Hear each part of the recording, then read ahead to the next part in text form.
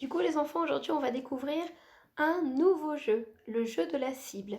Alors, contrairement aux autres jeux qu'on a fait, c'est pas un jeu où on joue les uns contre les autres. Là, c'est l'adulte ou un autre enfant qui va vous poser des questions, des petites énigmes, et du coup, vous allez essayer d'y répondre.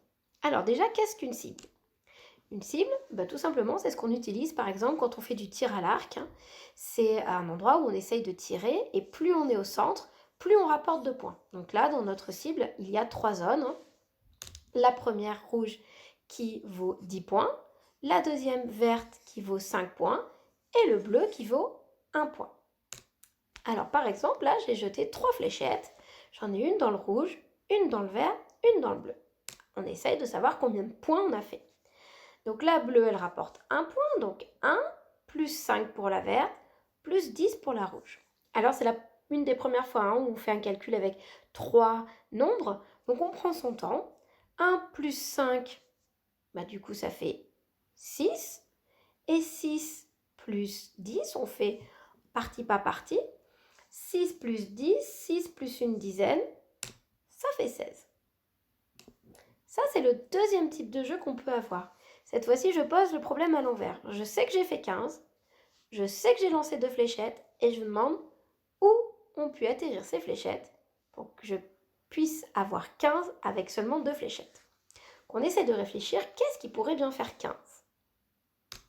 Dans notre cas à nous, ce qui fait 15, c'est 10 plus 5, donc une dans le rouge et une dans le vert.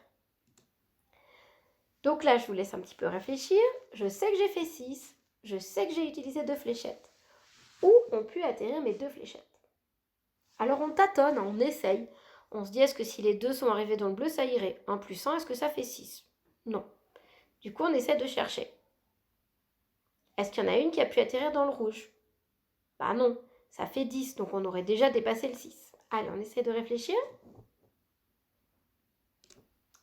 Alors, j'espère que tout le monde avait trouvé. Effectivement, il y en a une qui est arrivée dans le bleu, une qui est arrivée dans le vert. Parce que 1 plus 5, ça fait 6.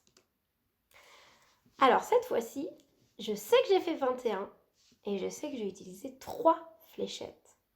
Alors là, on essaye de bien réfléchir. Celui-là, il n'est pas si difficile que ça.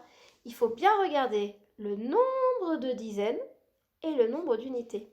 Allez, je vous laisse un petit peu de temps pour réfléchir dans votre tête.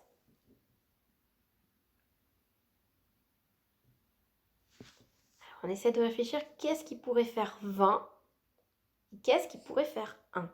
J'ai pas d'endroits qui font 20, j'ai des endroits qui font 10. Et 10 plus 10, je sais que ça fait 20.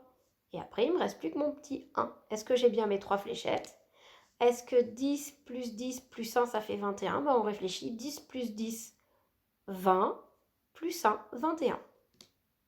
Donc maintenant, je vais vous laisser vous entraîner.